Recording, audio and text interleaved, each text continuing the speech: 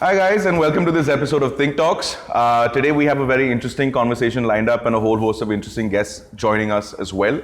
I'd like to take this opportunity to introduce everybody on the panel. We have Anu from Indian Angel Network. Anu leads deal initiatives and investor relations across the Western region for Indian Angel Network. Thank you so much for being here today, Anu. After Anu, we have Devika Patel. Devika is a lawyer turned entrepreneur. And alongside that, we have Prerna Bhutani, who's a partner at India Quotient. Prerna has been a successful, experienced entrepreneur in her own right and is on the other side of the table today. And again, thank you guys so much for being here. Alongside them, we have Ushma Ghatlia. Ushma is today now part of team thinQbate, where she's moved over from the corporate world to take over legal at thinQbate. Thank you so much, guys, for being here and joining us today. What we'd like to do right at the outset, and maybe set the tone just a little bit, is ask a perhaps contrarian left field question to some extent. And I'd love to get a few thoughts from everyone. What do you think is effective leadership? I'll throw that out there. Who wants to take that up first? Is there a way to define effective leadership? For me, effective leadership is where there's a good free flow of information between the management and the people below, because only then can your goals be aligned. If there is not free flow of information, so sometimes the people below the management do not understand why we are doing certain things and how to go about it. But if the management is able to send a clear message to and fro and be open to that discussion, I think that leads to very effective leadership, because everybody falls in sync then. For me, that is very important. I think it's very, very personal, and I'm only talking from personal experience. To me, leadership is setting an example for people. I mean, inherently, that's the way I look at it, and that kind of just manifests itself in everything that you do. And for me, for example, training people, helping them with even the basics of their job, and then empowering them and letting them carry forward with it is what I would think is effective leadership. But again, no standard definition, just how you implement a particular thought in your head and how you go ahead with it. No, I actually agree with you a lot. I think leadership is a really personal concept, although there are some very classic ways of looking at a leader as like the captain of a ship, who's kind of rallying everyone towards a specific destination. I mean, this is what we understand traditional leadership to be about. But I think right now also there tends to be a lot of leadership is considered a very egotistical concept. I think there's a lot of ego in leader, but I think at this point in time, it's not about really owning the chair, it's about really earning it every single day. So that's kind of about, setting that example every single day that you deserve to be that leader and you have the respect of the people in your crew or whatever. And the way you're taking them, that vision where you're taking them towards is something that you can rally them to only if they have your respect and they see that you're able to lead by example. So I agree with that for sure. How do you toe the line between being a leader and effective in demanding respect versus commanding respect, right? How do you find that middle ground, do you reckon, between doing that? I think it's a combination of things. I think firstly, like Prerna said, you need to lead by example. So obviously you need to be good at your job. You need to know what you're doing. And I think you also need to care about the people you're working with and who are working for you. And you need to care about building a community and actually creating the kind of work culture that you want to create. Because I think these are the kind of soft aspects that are often overlooked. I mean, you can be great technically at what you do, but you also need to have the people who are doing it with you be as motivated as you are to do it. I also think that I completely agree with what you're saying, and you may not be the best at everything. You cannot be, right? Yeah. So, but the fact that you recognize that and then you're trying to help people be the best at what they are. They may definitely, in the startup world, they always say you should hire people who are smarter than you, only then can you build great teams and great companies. And if that's what we're trying to do, then an effective leader means you just have to make sure that you care about people and everybody is performing at their best and then nurturing them enough to come up with the best that they can. So in a startup context, I also feel that just a founder is not the leader. I think each of us are leaders in our own perspective, and we got to be that. So again, decision making and taking ownership of that decision. That is very important, where leadership skills are concerned. And it doesn't matter, it doesn't have to be the top management all the time. It's got to be each of us in our own roles. Yeah, I think one thing that we also say is teamwork is dreamwork, and I think no single organization has ever been built on the successes of just one individual. But taking a lead from that, I think each one of us over here, I think we are lucky to have people who've had multiple and pretty diverse backgrounds. And I think in the roles that you'll play today in leading your own industry or leading your own verticals, what would you think is one thing that you learned, Prerna, maybe yourself as an entrepreneur, and today being on the other side of the table, that you now deploy back when you actually evaluate entrepreneurs? In terms of, so it's not just leadership that you look at, because the kind of companies that we evaluate are very, very early stage. So usually with a team of 2 or 3 is when they start out, and then they reach out to us. So difficult to judge whether which of the 3 founders or the co-founders is the right person to lead the team. So that eventually evolves, and you figure that out. But I think something that we really look forward to is look for in entrepreneurs is one. The desire to really build something. We really go into reasons as to why they are in this, because what's happening now of late in the last couple of years especially is that a lot of people are getting into the whole startup ecosystem because it's probably fancy, and there is a glamour quotient as well. It's nice to have a card that says CEO. CEO, and then of course there are these large funds that are pouring in money into India, so the whole thing looks very rosy, and so we try and find out what the real reasons for people are to get into this. And so that fire and that desire to build something and build, that something could change over a period of time. So it's not something that you're starting out today with, but that inherent trait needs to be there. And then of course, you also look at other things, integrity, and you do a lot of ref checks, etc. How do you identify these traits when you actually have a conversation with someone? Something that we... That's our trade secret, I mean, why would I say that right now? Now that you have the onus and the responsibility of finding people who have that burning desire to create value and create product and build enterprises, what is it that you look at? What is that sixth sense, or what is that missing? So I'll just give a little context to that question, right? So one of the things that we did, which we felt was a little unorthodox to some extent, when we were looking at our first batch of companies in the portfolio, we actually had one of the teams that played football with them. And actually interact with them very informally from a understanding, hey, you know what makes this team tick? Are there certain leaders among the 4 co-founders also? Is there a certain balance of power that you need to understand? And the small little intangible soft skills of the individual were more represented on a field where there was nobody watching, nothing happening, you're not sort of little conscious and presenting to someone, right? So that was just something small that we, for example, felt was a decent metric of the individual more than the organization. So yeah, just putting little context. No, I kind of agree, because the more time you spend with people, so that's why diligence, not just the legal diligence, it's also got to do with everything around what they're doing, what they're building, spending time with them, understanding where they come from, understanding their networks, etc.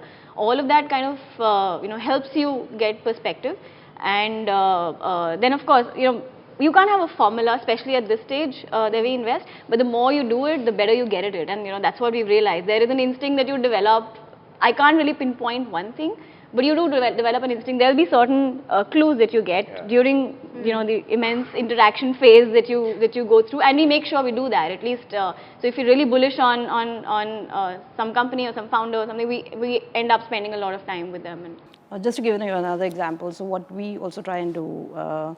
A lot of these entrepreneurs, they've worked a lot of time on their particular product, and they are very, possessive about it, and they think they're doing all the right things. So you just have to see how they react to a little bit of negative feedback. Many a times, they become very defensive and they get upset, which is not good going forward, because they need to be open to feedback and things like that. To be able to create a sustainable organization, they have to be very open to feedback, be it from investors, be it from your core team or anybody.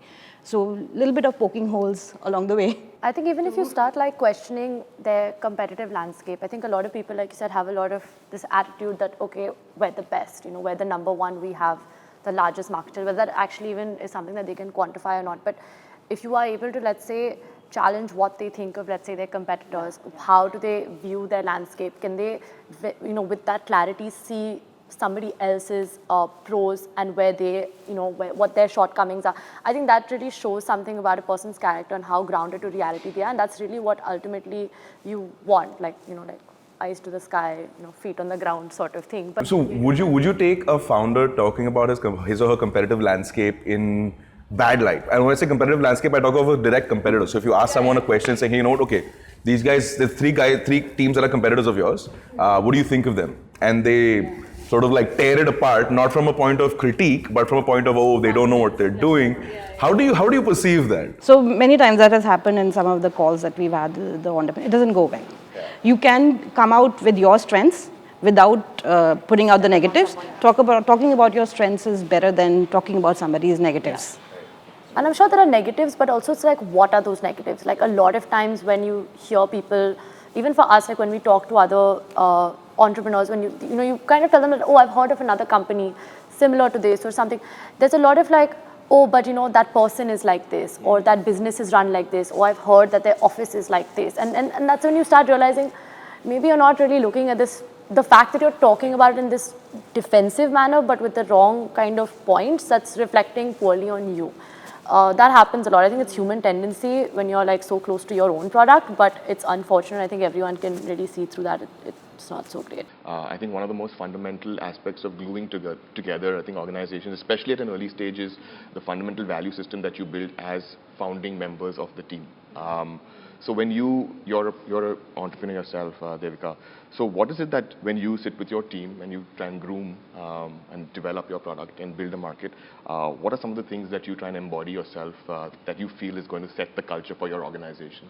So for us, honestly, at Wedding Brigade, this whole concept of, figuring out your cultures is something very new. It's something that like articles in 2017 are really talking about. But we actually realized this being something important like maybe 2 years ago, which is actually great. So it's something that Sana spent time realizing when we were maybe dealing with a lot of people coming into our team, joining our team. We realized, how do you really find the best fit for your team members? How do you find the people who are Wedding Brigade? And that sounds a little like, again, egotistical to say, what are people like Wedding Brigade? Like, what are we like Google? Like, Googliness is actually a concept that Google hires based on, right? So suddenly, this small startup is making this concept called Wedding Brigade-ness, so to speak. And it sounds a little like egotistical, but it's actually genuinely important to figure out what are the values you want everyone in your team to uphold, what you are definitely going to uphold, because a lot of it is somewhere going to originate from you, but like what is something that you definitely know you represent, and then that's a really good yardstick to measure anyone else who's in the team. Does that change as you scale? So when you guys raised it on, did that change at all? No, actually that didn't change. So we actually had our 4 values, which we did last maybe a year and a half or 2 ago. We came up with them at an offsite of our own, where we actually got the entire team to say, what are the values you think, and it wasn't really much of like an offsite, it was at a co-working space. We just got the team together to talk about what it really means to be a part of it. It's not something every big like company our size really does, but I would encourage a company to do something like that, because it gets the team really thinking about what it means to be sitting here at this desk and to be a part of this particular growth story. So everyone had their contributions. Some of them are not even a part of the team anymore, but we know what they felt it meant to be a part of the team. Got those options, culled it down, eventually came up with 4 values, which are right now like stuck on our wall. Like, it sounds cheesy, but it's something that today we talk about, whether we are reviewing people in our meetings, when something goes wrong, when something goes right, like we'll just start quoting those words, and it helps. And it's super important that you got to put those things out there to keep your team glued together. And then when someone comes into the office, they know that this is really what's expected of me, and this is what life over here is kind of all about. I absolutely agree with you, and I think that's fundamentally the only, I think, single commonality that you can enforce and embody for your team. But do you think that value system is effectively valued by people sitting across the table, perhaps say angel investors or your potential investors? Do you think the element of culture is looked at correctly when you sit across? I think there's definitely a lot more. I mean, at the end of the day, you'll meet the founders and you'll meet the tech team, but you'll really also meet the team, because you'll want to realize, is everyone really on the same page? At least like your top management, right? You'll be able to evaluate everyone's on the same page. That means this particular leader has been able to rally his team. The sub leaders, the top management is going to be able to rally theirs, because they are on the same page, and that's really important. I'm not saying it's always perfect. I'm not saying everyone's always aligned. That's not the case. But at least you have something to align yourself to. And I think sometimes just setting it out and honestly just sticking it on a wall is important. But like you said, as a founder, you have to, or as anybody in the team, you have to uphold that. You can't falter on that and expect your team to, take that on. A very interesting point that you brought that.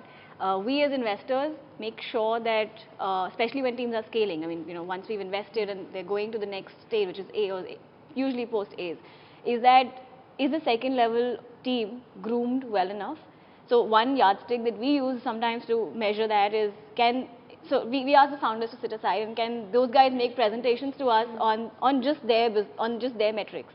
So that's, it's very important for people, and then the founders will realize that, okay, maybe this person is not good enough to be put up in front of an investor this month, but then these guys, the founders will then put enough time to groom them or to hire new people. So eventually when larger investors come in and you are going to make a professional company, you want to make a next billion-dollar company out of India, you need to have professional management. And while we all come from professional backgrounds and we kind of know that when we start out, when we scale, I think a lot of time we forget that and we end up being in just the entrepreneur mentality, forgetting that there is a professional organization that is to be made out of this.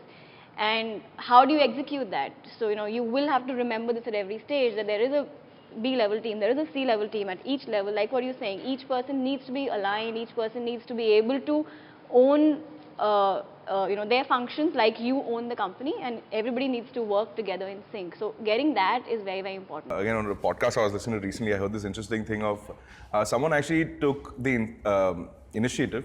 They had about a 10, 12, 20 member team. And they made everybody CEO of something. Right? So every individual was the CEO of their verticals, whatever that they were doing. What they noticed in a very short period of time was accountability was just off the roof. People sort of banding together to be able to execute was changing the way people had approached. I agree. I think it helps if to make people kind of take ownership of what they're doing and take ownership of their decisions. And I think that's really important to organizational culture and to kind of creating a cultural coherence, right? Because, I mean, so I heard this a few months ago where someone said, culture eats strategy for breakfast, in that, culture is even more important than the strategy you're trying to implement. I don't know if I necessarily go that far, but I just think that it's so important that you have cultural coherence, because that's the only way you can implement the strategy it is that you want to achieve. So do you think that changes from the corporate world to sort of the more sort of structured world coming into the more unstructured world? In the corporate world, to an extent, I mean, maybe these are older firms who are more established, so maybe their culture is either already established or they feel like they've reached the point where they're old enough that they don't actually need to propagate a culture, which isn't necessarily true. But I think like Devika said, this whole concept of culture is something that's only evolved in the last couple of years, right? So I feel like as a startup, if you're new and you're evolving, then you have the opportunity to actually build your culture and build your narrative from the ground up, and I think that's something you should really seize if you can. One small point to that I think it's very important to start doing that from day zero. Yeah. At least be aware that you have to do it, because a lot of times people will wait till the teams grow to a certain size, then we'll think about, I mean, we ourselves don't like when people have just one person to manage the HR function or the culture, but it should come from the founding team itself, and they should, I think, at some level implement it from day one, because once your team is large, and by large I'm saying even 10 people large, it gets difficult to implement a lot of things and get them aligned to that. So adding on to that question of culture being a development over the last couple of years in general, there was an interesting fact that I read in a LinkedIn report that had come out, which was between 2008 and 2016. India in the developing economies has actually had the largest percentage of increase in female leadership and management across top and senior levels. When you look at our banking sector, when you look at the corporate sector, it's growing every single day, and there are stalwarts to look up to. Do you feel like at a startup level, at an early stage level, more female founders is resulting in more focus on, like things you said, vision, things on, how do I build a more stable infrastructure to help scale a business? Is that more intrinsically something that you feel is evident in today's day and age? Anyone? I don't know if it's actually a male-female thing, to be very honest. I think it's a lot about being just a good people person and have good people management skills and having a good understanding and intuitive understanding of people. And that's, I think, something very gender neutral. It could be, it doesn't matter. It's just a great trait to have. That being said, like, yes, more people as a whole, more startups as a whole are realizing that culture is important. They're realizing the need for, prioritizing the people within their company besides just the product. I agree with her. I think qualities are not so gender specific now, especially with the younger generation. We see a lot of founders who are very low on the EQ part, whereas you would expect them to be high, the women to be higher on that. Sometimes they are just not, built that way. What is important is to realize the skills that you are missing and kind of build that in your co-founders or your top team and all that. So if you think, time is a constraint for you going forward or something, it could be anything, or any particular skill. Of course, you need to know your financials because you are the co-founder, but if you feel that's something that you're a little lacking on, you need to kind of build that skill through a complementary co-founder or whatever, or a team that you can put in place. And same holds true for male co-founders. We do come across male co-founders, especially, the tech-savvy guys. It could be doctors or it could be engineers who really lack people skill, right? It's just the inherent nature of the kind of person he is. It doesn't have to be gender specific. He needs to go all out and find somebody who can be strong on the people skill part. So it's all about recognizing your own skills and trying to build up complementary skill set.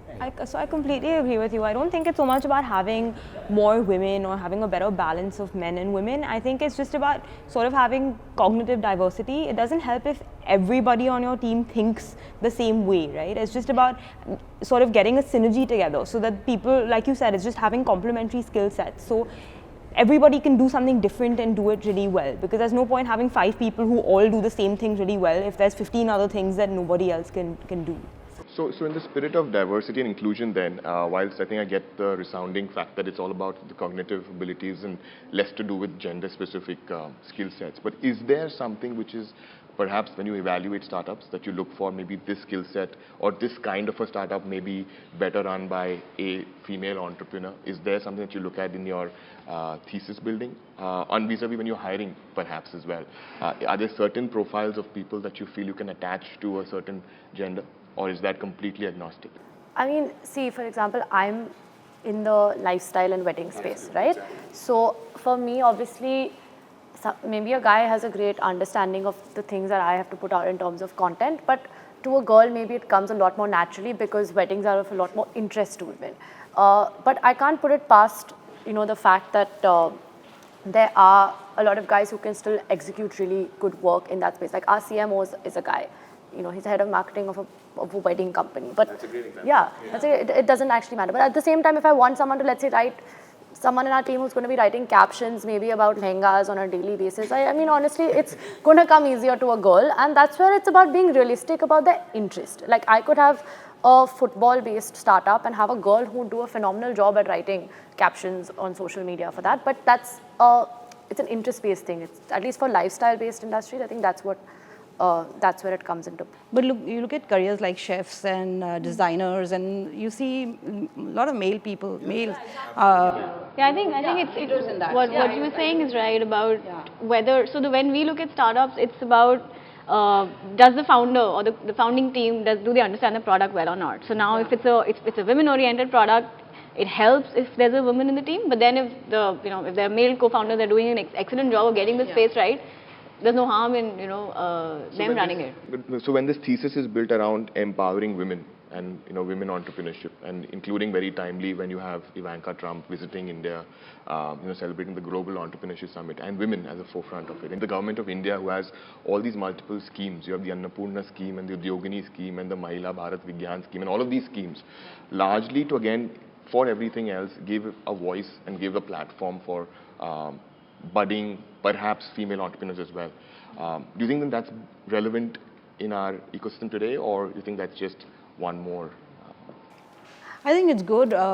Any program that is focused just brings to light. So just recently I was part of a program where they had shortlisted 15 women entrepreneurs.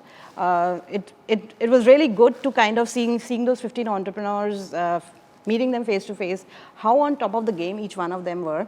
So I think when I sat across at the table, it didn't even hit me, was it a woman or a man? It just comes to pure discussion, numbers. But if a woman had turned around and told me, oh, I don't know my maths, then it gets me going, all right, You got to get your skill sets right. But yes, it is good because I think some women may have a preconceived idea maybe that they may face challenges. And I've seen this question thrown to us many a times where they ask, all right, as an investor, would you weigh us the same way if it's a male founder team or a female founder team? We get that, but these kind of programs just bring to light that there is massive opportunity, and the investor is very gender neutral. All he is saying, can you tell me what it is all about? Please don't turn around and tell me, because I'm a woman, give me a leverage. It doesn't work. It just got to be black and white, everything. I think that is also reflecting in mature ecosystem, like Pranav was saying, there, be it the banking industry or the political circles or the corporates. You're seeing much more participation, not only participation, but also leadership positions that are taken on, usually gender neutral. Yeah, and I'm sure there's no specific mandate that they have that a woman has to be at the top or whatever. So I think it's all merit driven. And that's exactly to Anu's point of even investors look at it that way. We've never really looked at a business saying, oh, this is something that cannot be run by a woman. The benchmark and the filtering criteria is the same for everybody. And I think that's the way it should be. I mean, I don't see myself as handicapped or disabled because I'm a woman. And I think all of us are very lucky to have been women who've had the privilege of being educated and have had all the opportunities we've had.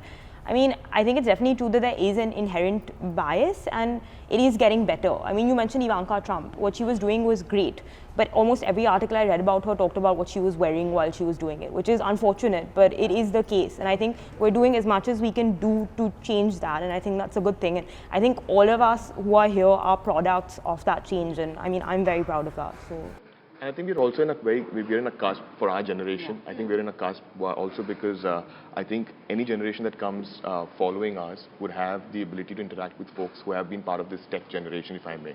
As opposed to today, as ourselves, we still deal with some of the more traditional folks who are in senior positions or more aged in terms. Look, it's like, I think we're all women here, so maybe somewhere we also are in a little of our own gender echo chamber of saying that, we will not look at it as a woman or a man, but how does a man think of it? How does a man who's of a certain generation where they have not seen women founders come front? So I'll give you all a small example of a situation that I had heard of someone who I knew who was raising a very small amount of money, like within the 20, 30 lakh, 40 lakhs phase, and she was in the lifestyle space. She was raising it from a good fund. She had to bring in her boyfriend, who was going to be her fiance, to an investor meeting, because are they going to get married, and if they get married, what will happen? Will this go to the in-laws? Is she going to be committed here? Her husband didn't stay, boyfriend didn't stay here, so he stayed abroad. So is she going to move, and how are those things going to play out with the company? Now, I mean, whether she does that in her personal life is separate, but I'm sure that if a man had to do it, it's very unlikely they're going to be like, because your wife's going to be pursuing an MBA, and you might move abroad, so like, we want to bring in your wife who's, pursuing that. That's not going to happen. So these things happen because of, the way we've been brought up, the fact that like we are from the housewife generation, we are the first generation that's setting the tone. So it's going to take time. It's getting better. It's not there yet, I would say. But it will be. But these questions, I agree. I think any investor putting his hard-earned money will want to know about the continuity of the company, and there is a certain social framework according to which everybody works. I think these questions can be asked, but in a more professional way, in terms of what the future of the company holds, because he's putting money with the founder. Yeah, people can be a little more tactful. And I think it's also just understanding. I think there's also like an assumption, right? Like, see, with a woman, like there's an assumption that, look, she's going to get married, and will her priorities be the same after marriage? Because it's a natural process in India sometimes that a girl kind of maybe leaves a job or like changes her like career path after marriage. So they have that doubt, which is very natural doubt for an investor to have. But that also kind of is still a part of the ecosystem that we're talking about at this stage. Maybe, like I said, 10 years later, when there are more women founders and you're seeing that women deal with startups with the same amount of seriousness and gravitas that a man does, then there'll be no questions on these. So I was going to jump in and ask Prerna there, like, what's your experience been from when you were a founder back in 2010 to today? How have you seen a shift in approach, in context? I'm sure you must have. So how has that been? What's that been like? So when I was out raising money for my first venture, no, I mean, I did not face any issues because I was a woman founder, but maybe I was not in the right business for that is to be run by a woman. So while I ended up doing everything on ground and getting, so mine was a home services startup, and getting all this the people on ground together, setting up offices, all of that I was doing on my own. But I'll narrate one incident where it really hit me that I should probably sit back. So we were in Delhi, and we were expanded our office in Gurgaon, and this was like the first week or something, and we were trying to get customers. I had a 2-member team at that time, and so we wanted to just distribute leaflets, and we were standing in this parking lot of like a very bustling neighborhood, and there were 2 of us women and 1 guy, and we were like spread across the parking lot, and we were approached by all sorts of people, and they were just.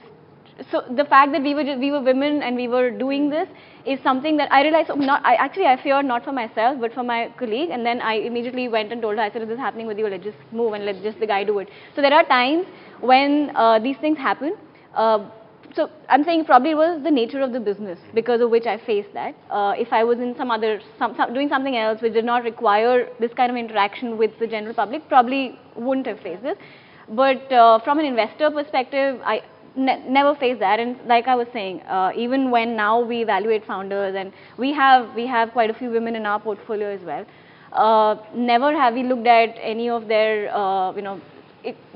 in terms of capability, they are evaluated the same way as any male founder. We of course have questions around will they be leading it the same way if, let's say, they get married or they have kids. The same thing actually for the male founders also, because if a male founder, a male CEO of the company also has a kid, they also there is a break that they would want. So these kind of questions do come up. So in terms of evaluation, in terms of looking at gender in the investing space, I've really not faced too much of a difference from what it was earlier. So what we're going to do now is we're going to just quickly move into a few rapid fire questions we like throwing at all of our guests here today. So quickly, just what book are you reading right now? I don't get time to read books, but I'm listening to the 20-minute VC these days. Okay, 20-minute VC. Devika? I'm reading a book called Everybody Writes. It's about writing content. I'm getting no time to read because I have to read so much news. So you're probably reading a lot of investor decks. What you guys are reading at that time. Okay. One leading entrepreneur in India and maybe globally that you think is a great role model. oh God. You can take more than one. So all right, I'll answer that differently. I don't know role model or not. So I went for this session of Y Combinator. They talked about a couple of their alumni that had passed out, some of their own companies. What I really liked about that was some of the entrepreneurs who went out, made big companies and sold those companies, went back to Y Combinator and again built another one. Yeah. That just shows how humble, down to earth those people are, those entrepreneurs are, to be able to say, all right, there is so much more I can still learn. Yeah. So. Actually, I've interacted with Deepika a couple of times, and I mean, we all know what he's done. He's created a great company for himself. But as a person, I just at that level, he's still very humble. He gives a lot of time. So I met him the first time when I was an entrepreneur. Okay. And I mean, now I met him at a couple of events as part of India Quotient as well. But before that, so he gave us time. He gave us I think about an hour and a half the first time that I met him, and he actually genuinely took interest in the business, and he was giving us ideas as to what we can do, what we're doing right, what we're not. For a person of that level to have his feet on the ground and want to give back to the ecosystem, I was really impressed, and that impression is held now. Now that I've met him a few more times as well.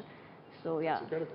I kind of think he's a good role model for that. So I actually can't think of anyone particularly. I had many names. Yeah, no, but I think the point is that honestly my approach towards entrepreneurs changes often because I see one particular aspect of their work that I really admire, and then I'm really interested in seeing their work or reading their book and everything. And right now this sounds completely random in comparison to all of these larger funded companies, but I'm finding the work that like Pooja Dhingra did really interesting. She's an entrepreneur. She has a series of these pastry stores, but she's also written a book. She's done a couple of things, but I really like the way she's integrated content, for example, and moved that to commerce in a really interesting manner in a landscape like India, which did not understand a cupcake, but did not understand a macaron and try and feed it to them in a very new way. She's not like a part of your typical, scale VC universe that we talk about. But I really find her story very interesting. So. And delicious cupcakes. Yeah, great cupcakes, great macaroons. On both sides of the table, right? As from an investor standpoint, for both of you and all three of you, and an entrepreneur standpoint. So for two of you, what's the craziest business pitch or business idea that you've heard that you thought was crazy? So once I got an email from an entrepreneur, and he said, I have this great idea, and I think I can bring down Reliance Jio. I said, all right. I said, can you send in your business plan? And we send him a guiding document, which we typically have, and they can frame their business plan. So I sent it to him, and a couple of days later, can you help me build the business plan? I thought When the story started, I felt like this is going to be good. So, yeah, we get little disoriented ideas sometimes.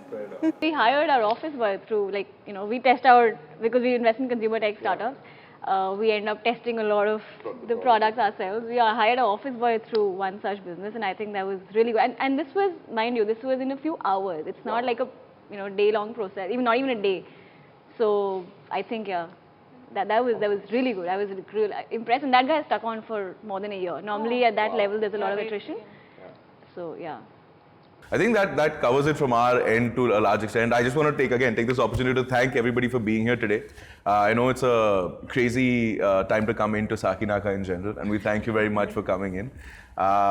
We hope to have very many folks like this on the upcoming podcast in due course. If there's anything that you like of what we're talking about, please like, comment, and subscribe.